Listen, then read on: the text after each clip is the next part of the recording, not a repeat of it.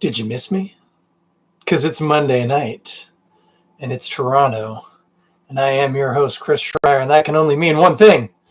We are back, and it is the Toronto Beer Podcast, Season 10, guys, 10.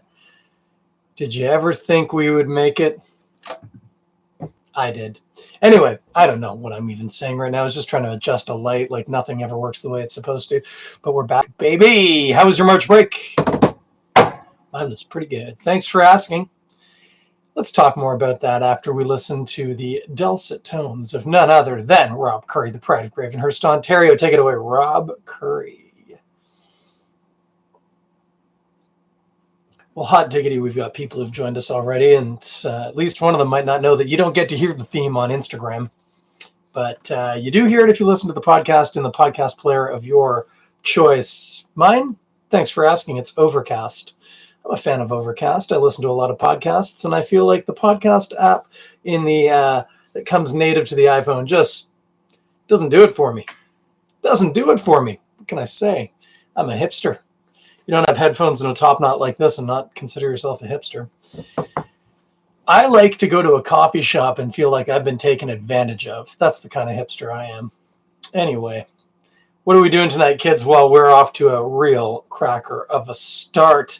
If you follow the beer scene in this wonderful city of ours, Toronto, even a little, you definitely saw this one come across your bow.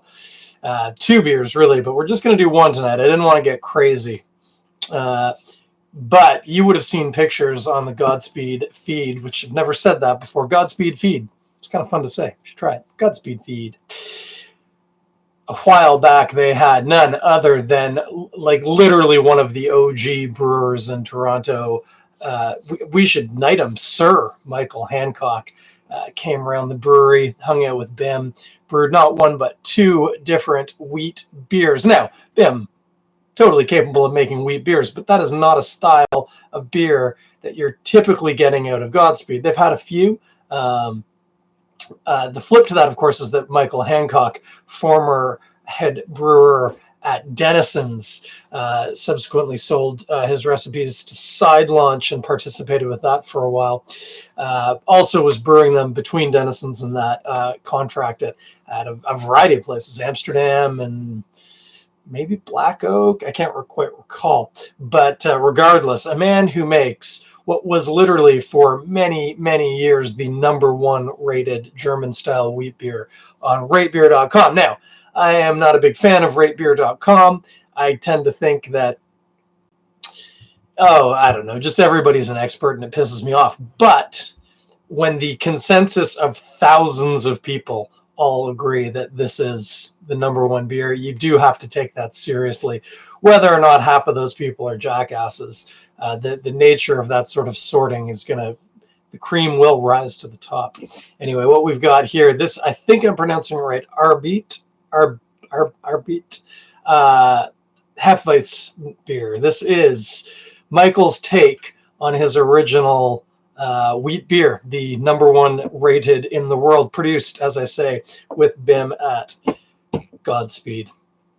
Now, Michael has told me, while this is indeed his wheat beer, it's not exactly the same, partially in execution and partially just because times change and the way that he made this isn't necessarily the exact way that he would have made it back in the day.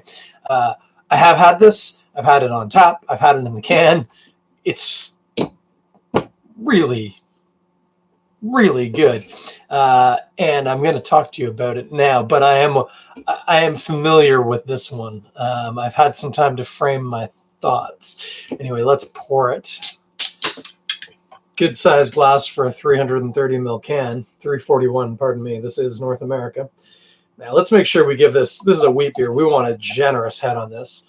For the kids watching at home, let's see how I did there. Well, maybe not wheat beer depth of head, but that's a decent fluffy head. Maybe I should have just poured it straight down the barrel. I do have, anyway, a very beautiful Spiegel wheat beer glass, but it's a full 500. It would have taken 2 cans to fill it, and I just didn't feel like doing that. And it would look goofy if you only filled it halfway. I did actually have a Denison's wheat beer glass that Michael gave me. It was one of the late run ones that actually had a spiraling motif of lines around it. It was very attractive. It also shattered fantastically when it hit the floor, which is sadly the fate of pretty much every glass I own. If it hasn't happened yet, it's going to. Anyway, this is going to work for this tonight. Beautiful clean glass. We got some new hippie dishwasher detergent, and doesn't look like my wife's watching right now, but if you happen to hear this, babe, that's working. That glass is squeaky clean. I like it. Anyway, let's get into this. Oh, this beer is so good. I haven't even drank it yet. I just sniffed it. Oh my gosh. Like, it's such beautiful, like ripe banana, like ripe the way that a banana should be ripe. Now, there are many ways that you can eat a banana in terms of ripeness, and all of them are wrong except the way that I do it, and that's just the truth. Your banana should be 50% black, spotty.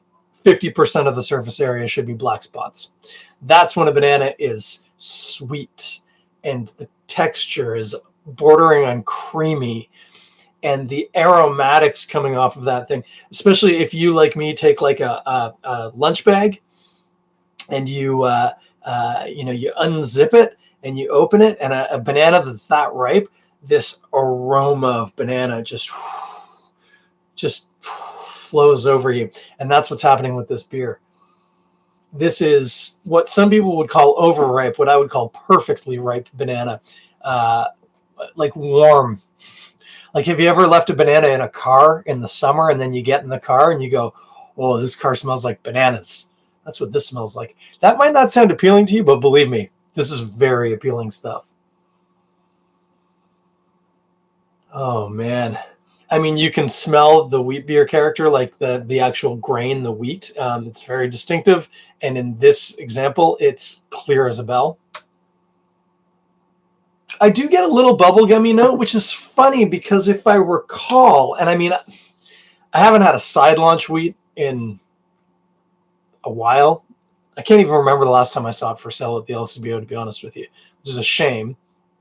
That said, without Michael's oversight, the thing about making a wheat beer, I was going to say maybe more than any other beer, that's probably an exaggeration, but let's say that wheat beer is one of those styles of beer that really requires a lot of hands-on.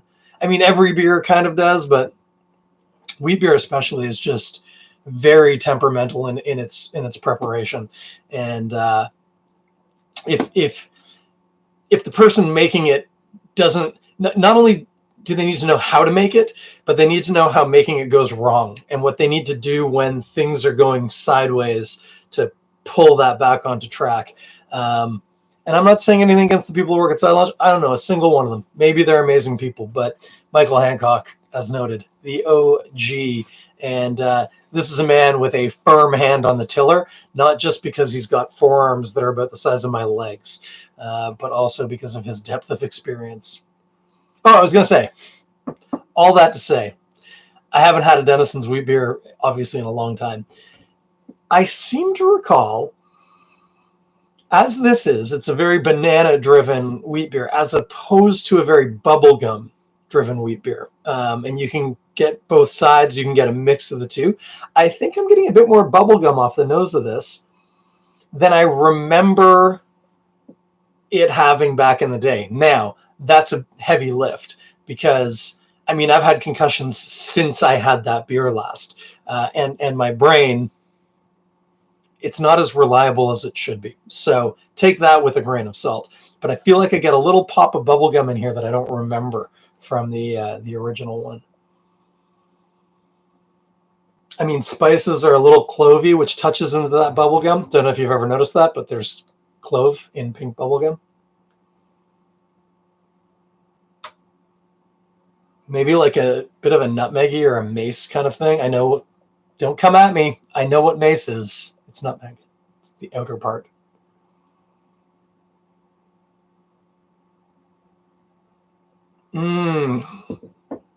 Something, I know you can't smell sourness. Something's giving me a little Papa Tart. Papa Tart. I mean, it's the wheat beer characteristic. It's not citrusy, though.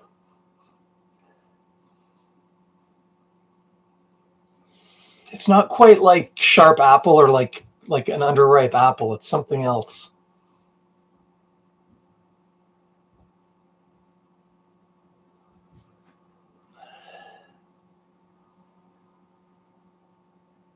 Yeah, I'm going to find it on the palate. Just a sec. I don't even normally spend this much time sniffing the beer, but this is delightful. I would wear this as cologne if I had the opportunity to, and I would attract every handsome German boy at the ball.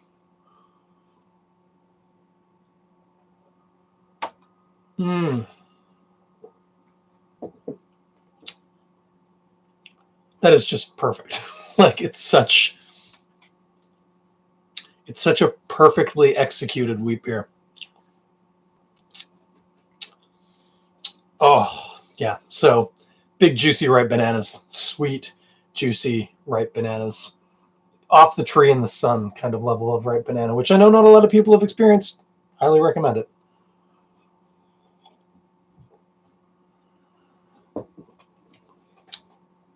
It's not apple. There's a tartness, though. There's a tartness. Again, it's a wheat beer. Of course, there's tartness. I get that. But I'm trying to give you the picture of what it is. There's wheat. Like you can taste wheat for sure. It's fruity.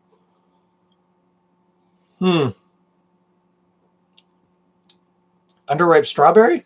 Not quite. That's not quite right. There's no leafy quality to it. I can't put my finger on it. Take 2 weeks off drinking beers and talking to people about it on a podcast, and you just fall apart. By the way, less bubblegum on the palate, more on the nose. You don't get it as much on the palate. It's very banana driven on the mouth.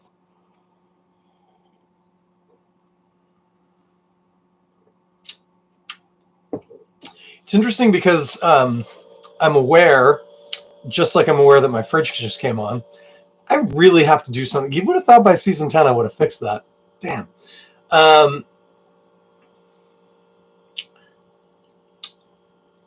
There's a hop character to this beer. And that's also maybe different from the original. It's it shows up. The finish is tangy, and the linger is sort of a tart kind of tangy wheat beer thing.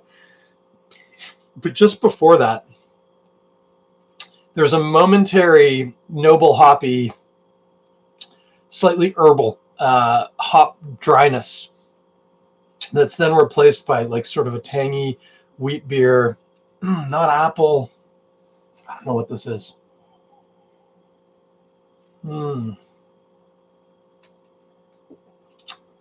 Spicing's clovey for sure. That's the yeast, by the way. Didn't discuss that. That's the yeast. Oh, what is that? There's just So I keep saying the same thing over and over again. Wheat beers typically have a certain acidity or tartness to them. I think Jordan St. John mentioned that to his memory, this was tartar than the older iterations, which, if he says it, I believe it because he knows his stuff. He ain't fooling around. I remember it was a tart wheat beer, but is this one tartar? Again, I'm going to defer to Jordan on that one and say it must be. There's a quality to that tartness, though. It's not citrusy. It's a little underripe fruity. I just can't figure out what fruit it is. And that's annoying me. I don't know.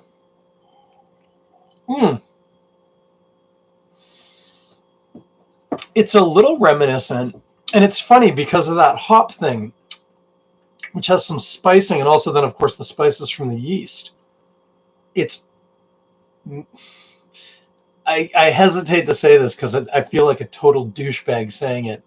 It's a little reminiscent of green mango, which has an appley quality to it. So green mangoes are typically like an Altufo mango, like the the yellow ones, but they're green. They're underripe. They haven't reached ripeness yet, and they're very sour. So this isn't that level of sour, but that's what the taste is kind of reminding me of. Is it tastes a little maybe of green mango, I think.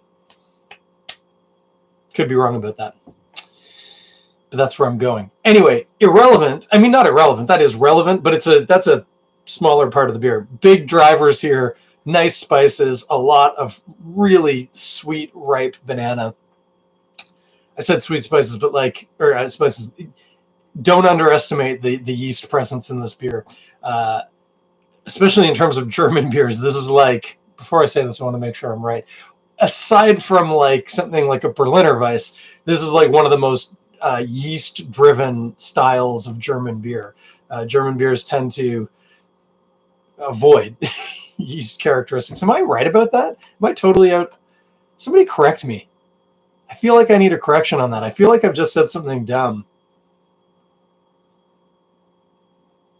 But I don't. Well, I suppose Bocks are lagers, so the yeast characteristic tends not to be there. Sometimes they have a bit of a sulfury thing, which is definitely associated with the. This is a pointless exercise. Come at me if I'm wrong. I probably am. Anyway, this is a very yeast-driven beer. It's amazing. Haven't even talked about the mouthfeel. Pillowy soft. Not velvety, funny enough. You would never think there might be some oats in here. Gosh, I hope there's not oats in here. There probably isn't. It's German. They wouldn't allow that stuff. But there is, it's not quite creamy. It's just very soft. And the carbonation is, how to describe it? Small bubbly, not aggressive. It's just enough to keep the beer, well, effervescent on your palate without being foamy. This beer is friggin' insane.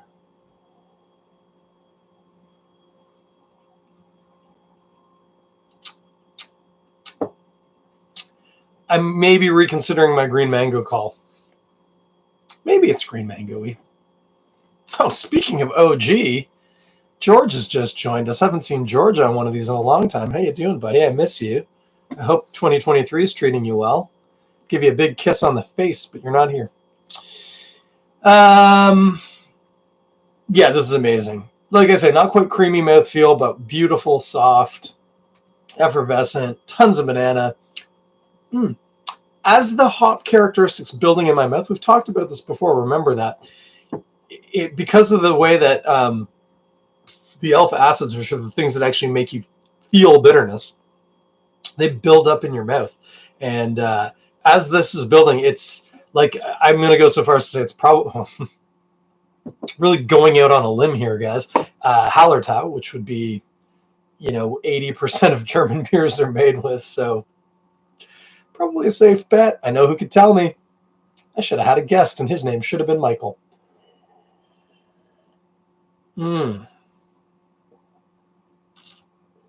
That is just really good. Yeah, nicely tart. Not sour, but like tart, refreshing. People always say like summertime beer. Hey, I mean, it was nice out today. Well, it was great. What am I talking about? It was like 4 degrees. It was nice when I was walking back from the gym just before I had dinner. I would drink this in the depths of winter on the darkest day of the year, sitting around a campfire, and I would be very happy.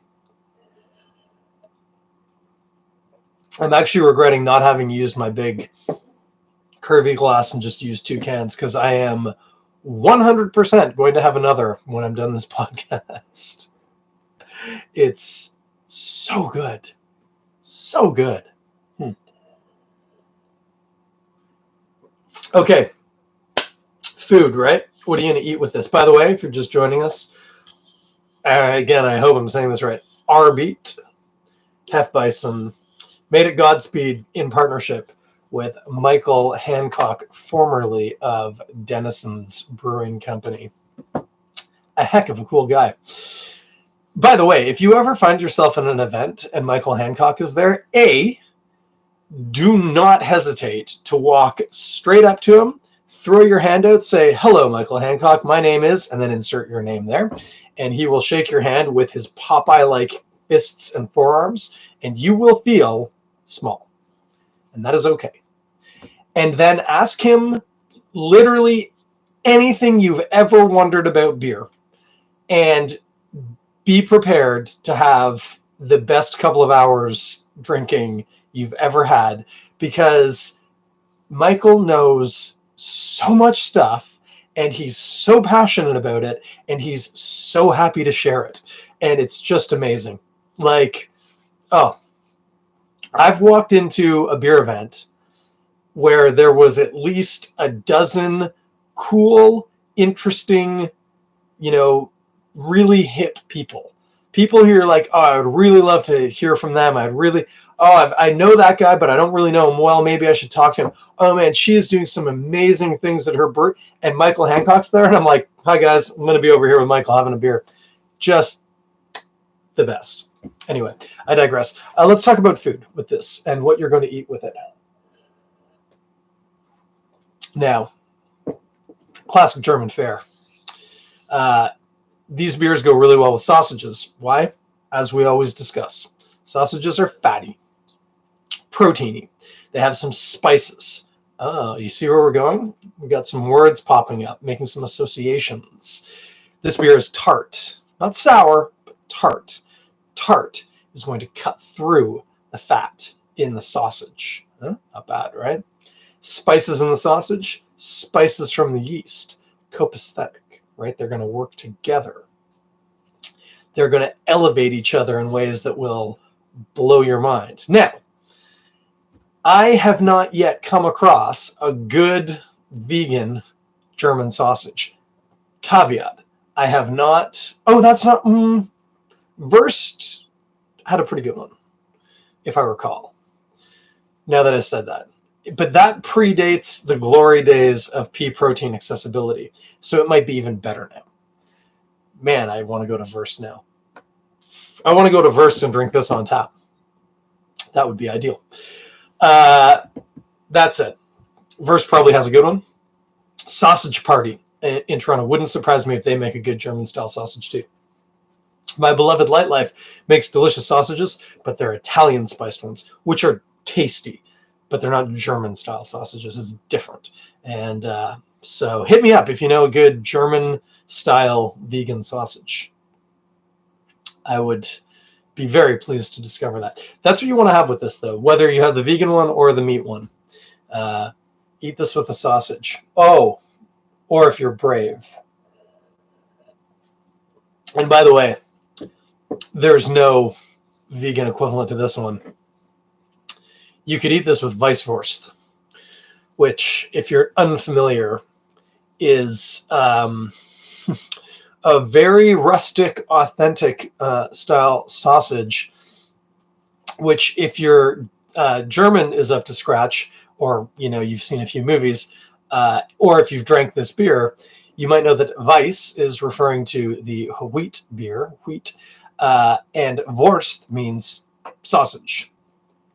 Slightly misleading, because what the sausage is actually made out of is almost entirely fat. It is a white sausage that is like predominantly filled with chunks of fat and some spices in a sausage casing. And it is simmered in a pot of wheat beer. And then I think it's finished on a flat top, like in a pan. And it's a typical mid-morning meal. And so in days of yore on the farm, you would rise before the sun and you would have, like an oatmeal or something for breakfast. And then you would go out and you would start working. And mid-morning, you would come back to the house for another meal, which, it wouldn't be uncommon, would be Weisswurst. So you would have a glass of wheat beer and one of these sausages, which, as noted, it's like 200 grams of fat. And that really puts some hair on your chest, and it holds you through the day. That noodle of fat just sitting in your gut with all that wheat beer. Not bad. I'm told, and full disclosure, I've never had Weisswurst. I've been somewhere that it was being served, and I can't remember why I didn't end up having it. Oh, no, that's not why. Anyway, I don't know why. I mean, the obvious answer being that I don't eat meat, but I would try it out of curiosity. Anyway, I've never had it. There's a whole thing too. It's a little bit like cappuccino. You're not supposed to eat it after noon. The reason being is because in a rustic environment, it would spoil very quickly because it's just fat. Um, so they would always, it would be made in the morning, cooked, served, and done. And so they would always say, don't eat the Weisswurst after lunch or afternoon. Anyway, you could try that. If neither of those things interest you, you could eat anything you want with this beer. It's amazing. You could eat chocolate cake with this. It would probably be pretty good because it's a banana-y tart beer. Why not? Get in there. So good. Where are you going to get this Arbeit beer? You can get it at Godspeed. That's where. And they made a big batch of it. So they've got it on tap, or at least they had it on tap when I was there last weekend. I would imagine they still do, but maybe they're out, but I don't know. Doesn't hurt to check. And oh, look, there's my beloved wife joining us. Oh, so lovely. But you can order it online in cans. You can also get the Dunkelweizen, which is the dark wheat beer. That's what Dunkel means. Also, fantastic. Different, but fantastic. But this is amazing, especially if you can get this on tap. They've got old Denison glasses there that they're pouring it into. It's just bonkers. I think they're pouring it off a side pull, and I know they were having a bit of trouble the day I was there. So just be patient with them, but it means you get this ridiculously dense, pillowy head. Like, it's shiny. It's so dense. It's amazing. Really nice stuff. And hey, while you're there, you know when you should go? You should go on Sunday. They're doing Czech Sundays, where you can get, it's like a $6 pint of Czech lager, again, on the side pull. So hot right now. But they do the 3 different styles of Czech pours, which is like the way you would expect a beer to be poured. Nice bit of head on top.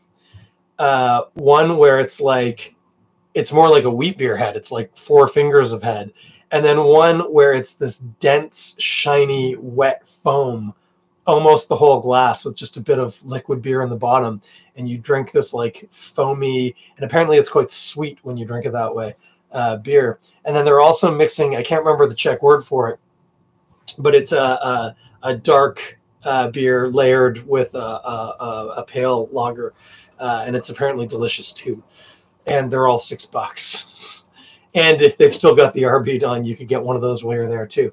I would suggest taking transit or a ride share thing. No, what's it called? You know, Uber or Lyft, one of them. An on-demand ride. Or walk. People don't walk enough these days, I think. I walk a lot. I don't think any of you walk enough. I'm judging you. I'm not. That's what you're going to get. That's what you're going to have. Hey, are there any events coming up? I don't know. I just told you about one. Czech Sundays at Godspeed. What else do you want from me? Well, the Women's Six Nations is on right now. First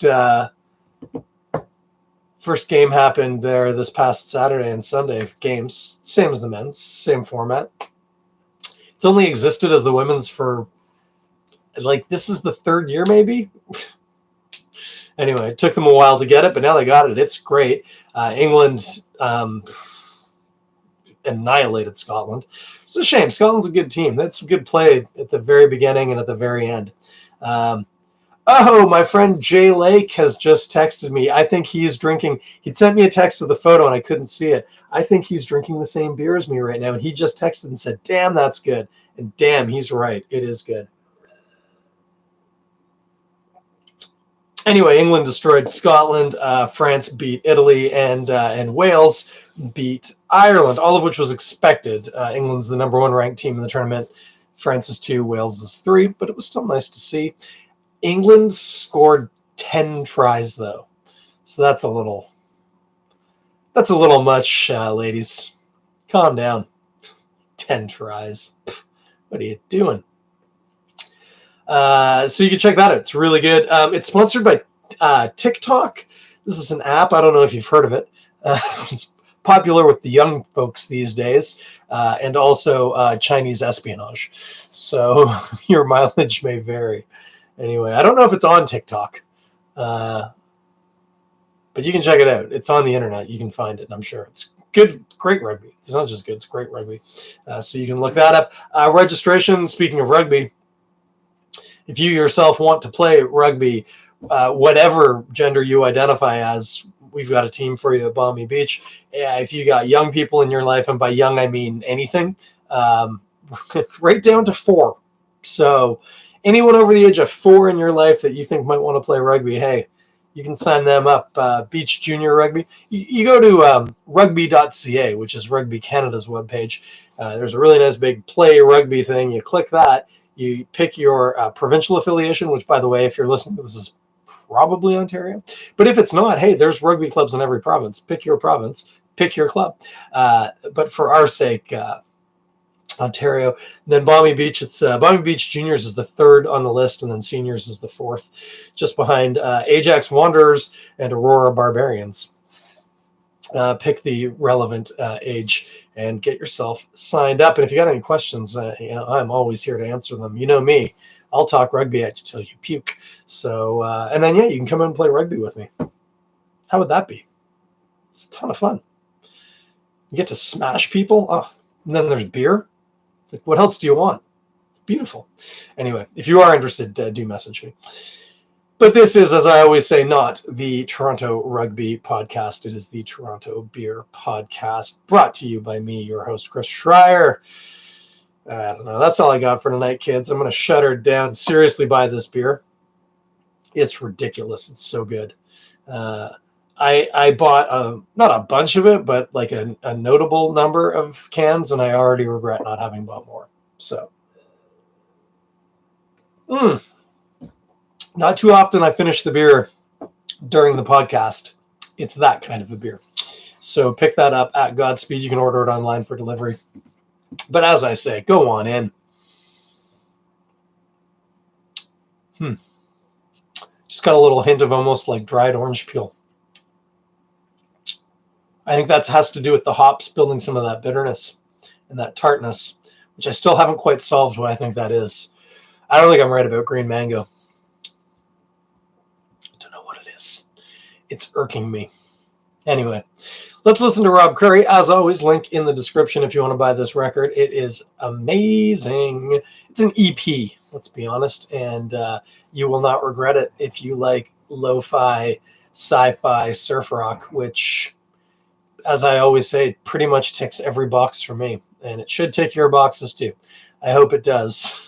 Sounds weird, but anyway, we'll be back next week. Seriously thinking about a guest.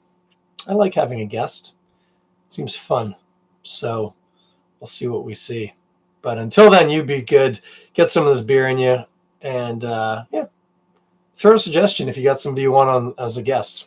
It's got to be someone I want to chat to, though. So I'm a pretty chatty guy. I'm pretty easy to get along with. Anyway, that's it. I got to shut this down. This is getting stupid. Have a great night. I will talk to you all next Monday on the Toronto Beer Podcast. Take it away, Rob Curry.